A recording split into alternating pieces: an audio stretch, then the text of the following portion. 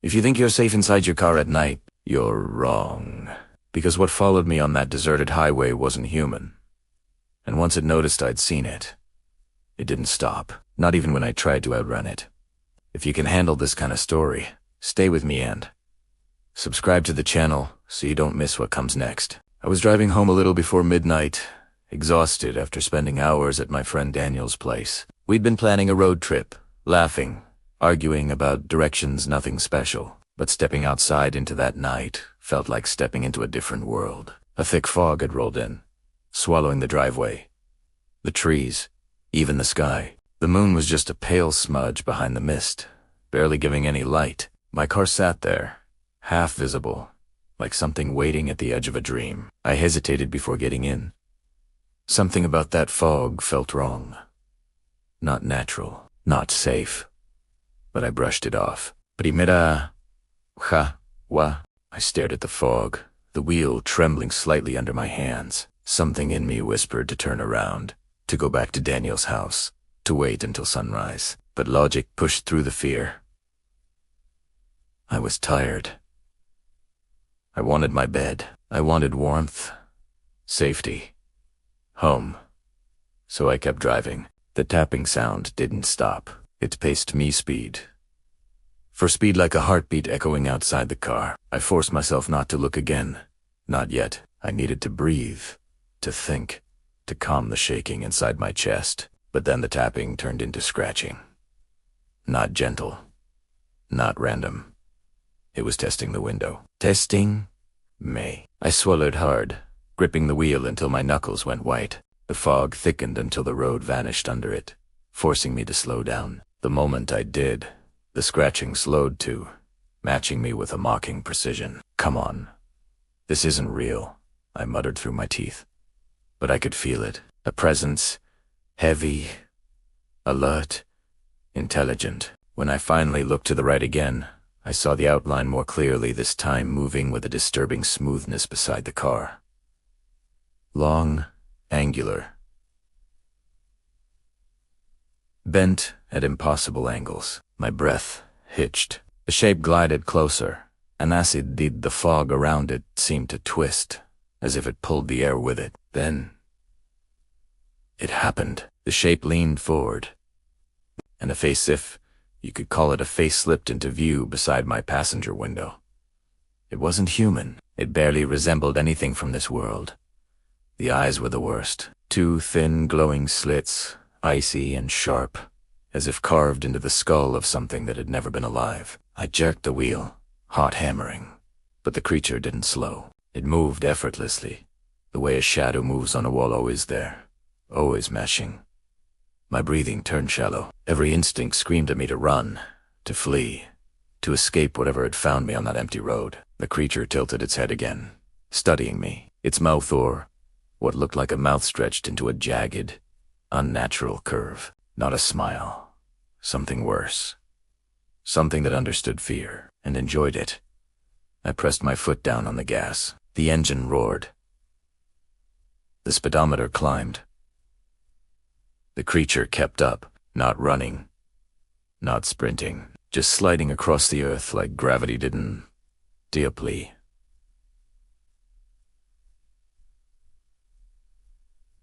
Italiano. The fog thinned, just enough for me to see its limbs, long and jointed, bending backward like insect legs. Each movement was smooth, precise, and horrifyingly silent. I forced myself to breathe.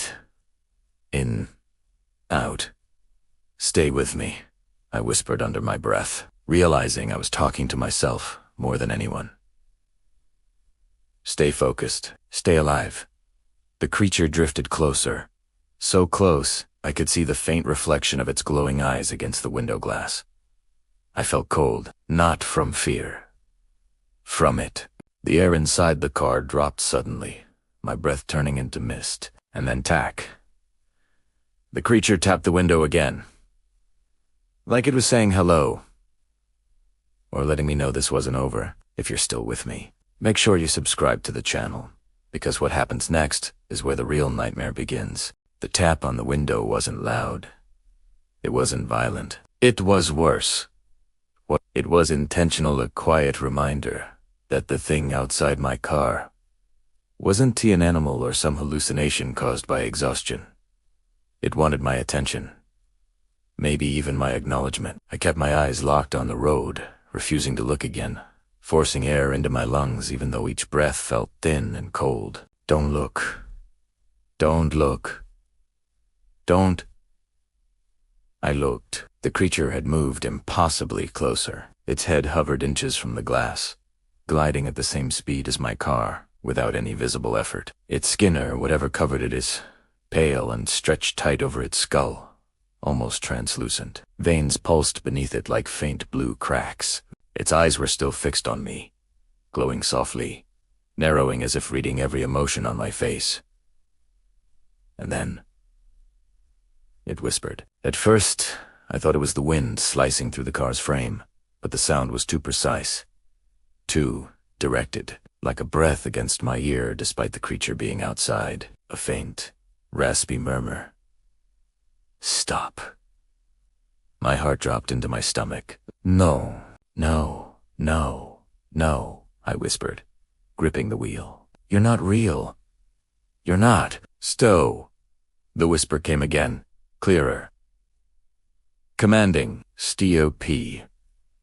For a split second, something inside me wanted to obey. A pull I couldn't explain, like my body wasn't entirely my own.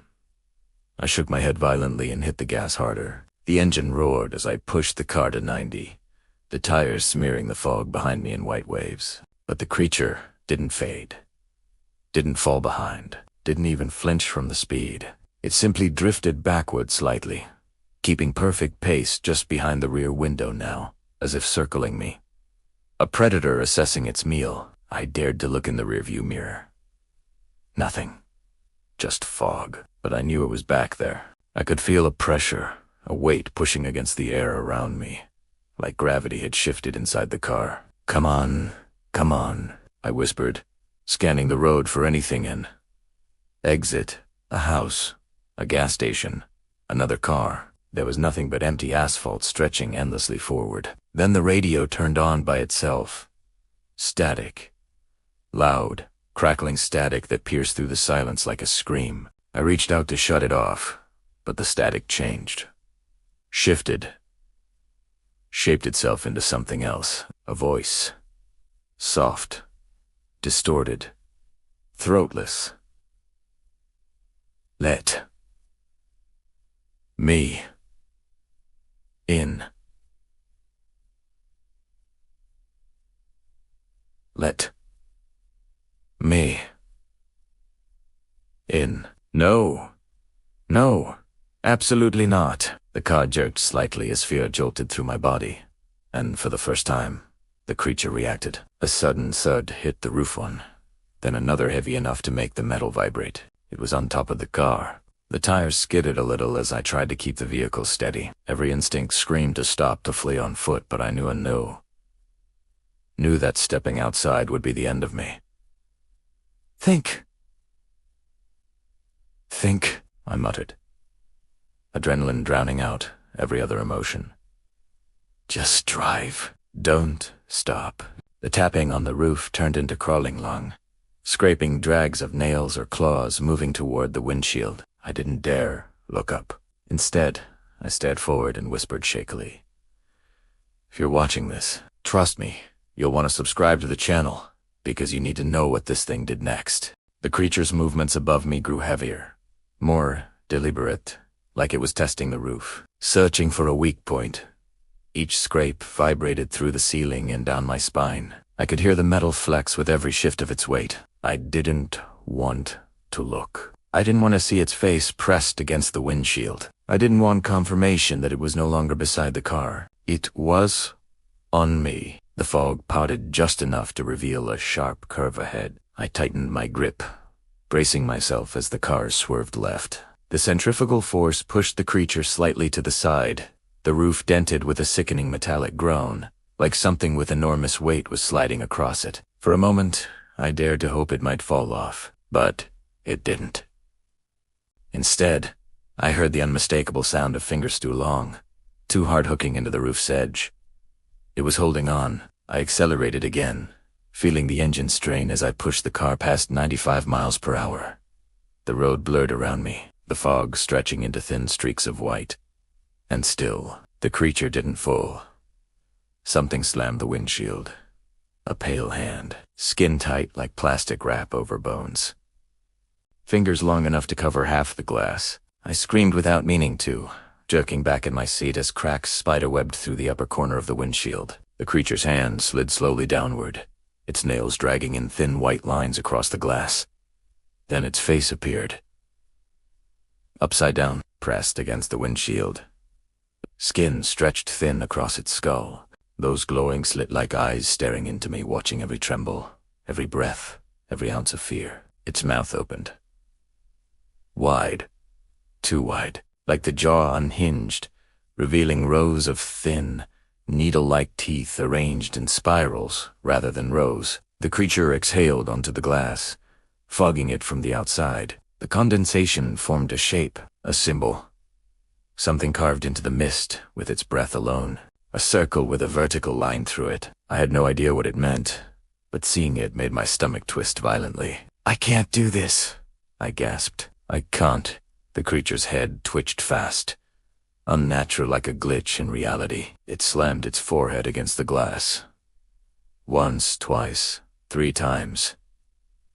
Each impact, deeper than the last. Cracks spread like lightning. My survival instinct snapped into full control. I swerved violently. The car fishtailed, tires shrieking against the asphalt as the world spun sideways. I wrestled the wheel, trying not to flip. And as the car whipped right, the creature lost its grip for a second.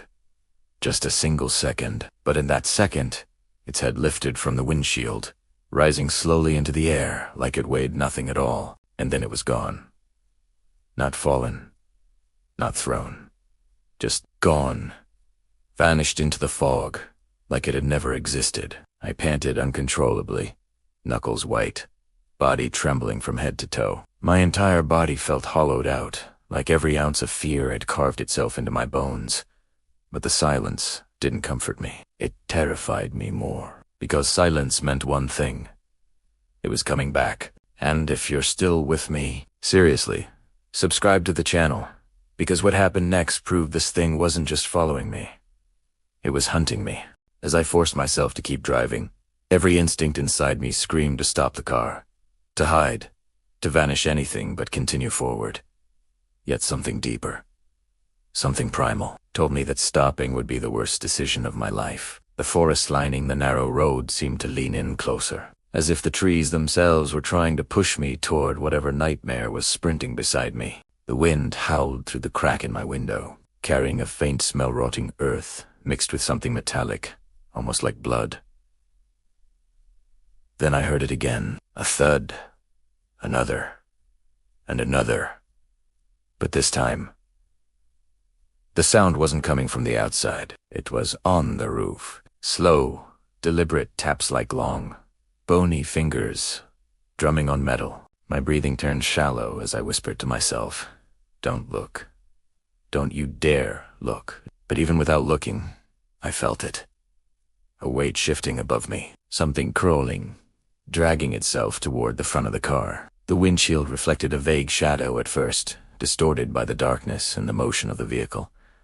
But the outline grew clearer, a curved bike, arched limbs, and a head that twisted at an angle no living creature should be able to manage. I tightened my grip on the steering wheel so hard my knuckles turned bone white. Then it lowered its face into view. 2 eyes stared down at me through the glass wide, reflective and almost human, but empty, like they were carved into a mask rather than belonging to a living being. Its mouth stretched in an impossibly long grin, pressed against the windshield as if it wanted to study me taste my fear through the glass. My heartbeat pounded so loud I could barely hear the engine anymore. Suddenly, the creature opened its jaw, not wide, too wide, like its skin was stretching beyond what should be possible. No sound came out, no growl, no scream, just that chilling, silent gape, as though it was preparing to swallow the entire world. Then, with a violent jerk, It slammed its hand against the windshield hard enough that cracks spiderwebbed across the glass in an instant. I swerved, barely keeping the car on the road. The creature crawled sideways across the windshield, its limbs bending at angles that made something deep inside my mind rebel. It moved with a strange, twitching speed, its long fingers skittering like insects across the surface. And then it leaned closer. Its lips brushed the cracked glass, and I heard it, a whisper, faint, breathy, right against my ear, though it was outside. I finally found you. A chill raced down my spine so fast my vision blurred. I didn't care about the road, the car, the danger. Nothing mattered except getting away. I slammed my foot on the gas, the engine roaring as the creature clung to the roof, nails scraping metal with an ear-splitting screech. The world became a blur of darkness and panic. I had no idea where I was going. I only knew one thing. It wasn't running beside my car anymore. It was on top of it, and it wasn't going to stop. I tore down that deserted road like a man possessed, the tires skidding dangerously as the creature clung to the roof like some nightmarish parasite. Every second, its nails dragged across the metal slow, deliberate scratches that vibrated down my spine. I didn't know where I was going. I couldn't think. I could barely breathe. But then, through the trees, a faint glow appeared ahead. A clearing, an intersection. A chance. I swerved hard, the car jolting violently as the creature slammed against the side door with a sickening thud. For a split second, I felt the weight of it loosen just enough for me to act before it crawled back. I cut the wheel, braked with everything I had, and the car spun out, screeching across gravel until it jolted to a stop in the center of the clearing. The headlights pointed straight into the darkness of the opposite road, where something stood. I froze. My entire body went numb, because the thing standing in my headlights was the exact same creature. But this one wasn't moving, wasn't chasing me, wasn't clinging to my car. It was just standing there. Tall, still, waiting. Like it had been expecting me long before tonight. My breath hitched, slowly like it was waking up. The creature on the road lifted its head. The long grin stretched across its face, and those hollow, reflective eyes locked onto mine. Then, behind me, on the roof, the second creature tapped its fingers on the metal, almost playfully, like it was answering the first one. My vision blurred with dread. There weren't just one of them. There were two. The one in the headlights took a single step forward, and with that motion, every instinct inside me exploded in panic. I threw the car into reverse, desperate, frantic. But before I could move, a hand long, pale, and impossibly cold slid down the windshield from above. The creature on the roof leaned forward again, its face upside down in my line of sight. Its whisper crawled straight into my mind. You can't run now. The headlights flickered. Both creatures moved at once. The one on the roof vanished from view too. Fast to follow. The one ahead leaped, so high and so quickly it disappeared into the tree canopy. For a heartbeat, there was silence. Then just inches from my window, a face materialized from the darkness. Not on the glass, not above the car, not beside me. Inside the beam of my own headlight reflection, staring back at me. Not a creature. Me. Pale. Distorted. Smiling that impossible smile, as if something had crawled into my reflection itself. The whisper returned, but now it was behind my ear, and inside my head at the same time. We only run beside you, until you're ready to let us in. The headlights went out. Total darkness swallowed everything, and whatever had been running next to my car finally stepped inside.